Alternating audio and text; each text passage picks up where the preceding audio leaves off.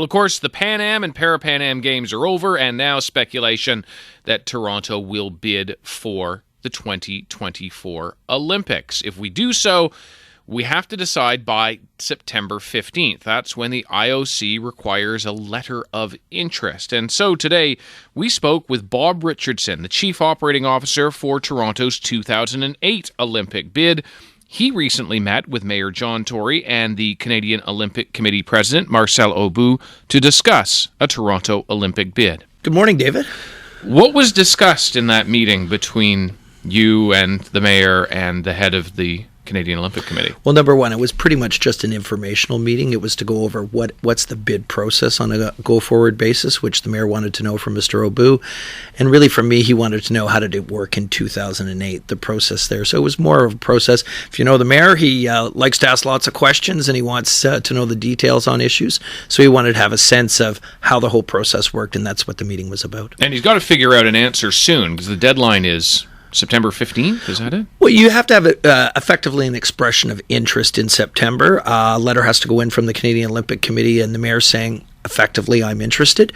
And then from that period of time, then you engage with other governments. There's really four partners when you bid for something.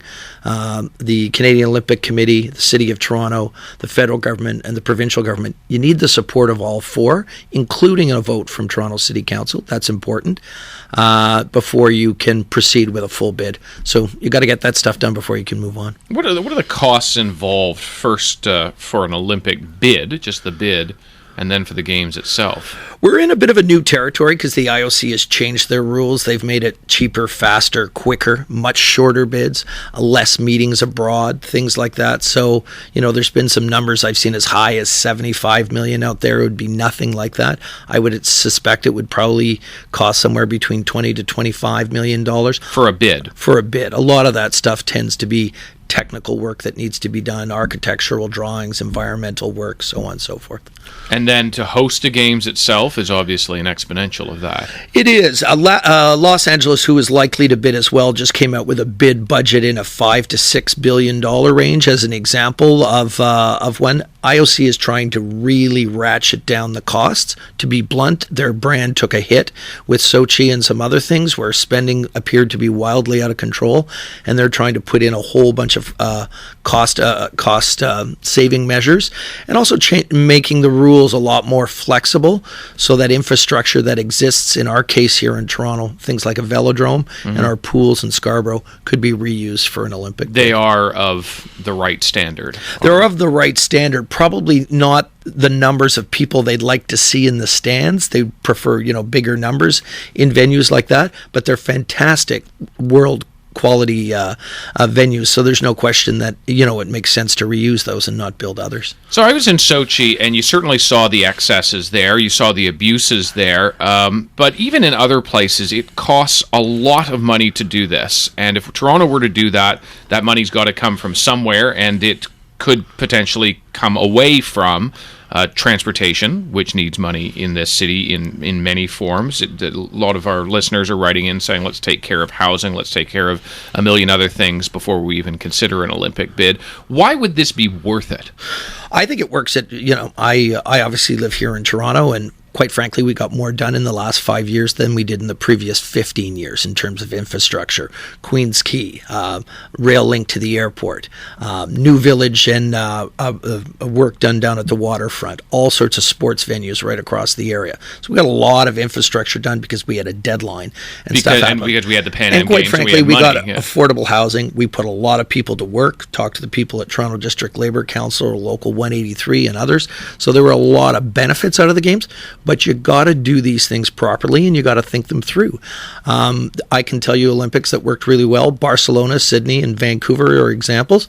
There are ones that I thought weren't. Athens is a good example of that, where you've got a lot of mothballed facilities, and quite frankly, Sochi.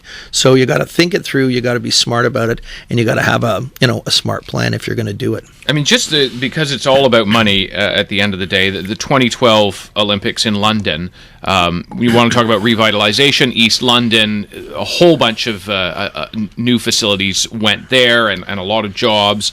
a lot of investment, but it still cost more than $18 billion. There were cost overruns. There are seemingly at every single major games. Well, I think if you had a number like that here, my answer would be don't bid. 18 billion. It's ridiculous. I mean, I think you have to come in with a reasonable bid and some reasonable costs. We've got some great facilities. We just had a fantastic Pan Am Games that was very successful. We've proven that we can put something like this on, but you got to do it in a modest, reasonable fashion, or don't bid. We don't have to bid. We don't have to prove anything. We just did that, quite frankly. And there's lots of other things we could do too as well. Councillor Wong Tam has a great Expo idea. There's a variety of other things out there. We should do this because we want to do it and because it makes sense to do it. So 2024, there is a suggestion the IOC wants to bring the games back to North America. You note that LA is bidding. Toronto could bid for that, but we've lost twice before. Does that put us in a better position or a worse position? Well, number one, so is virtually every other major city that has gone for the Olympics before. Sydney lost, Beijing lost, London lost. I think Paris has lost 3 times. So we've got some pretty good company there too as well. It usually takes 2 or 3 times at bats before you win something like this. So we're not out of the ordinary by any stretch of the imagination. Do you think there should be a referendum in this city on something like this? I don't. We don't do referendums on healthcare. We don't do them on education. I don't know why we would do it on building sports venues and transportation and things of that issue. If, I just don't feel that way. It's not part of our sort of political culture here. I know it is in the United States. If politicians want to do this and sign on to it, terrific. If they don't, then don't. But I don't see why we have to single this out. Bob, appreciate your thoughts. Thank you. That was Bob Richardson, the Chief Operating Officer for the 2008 Olympic bid, and also a leader in the Pan Am bid.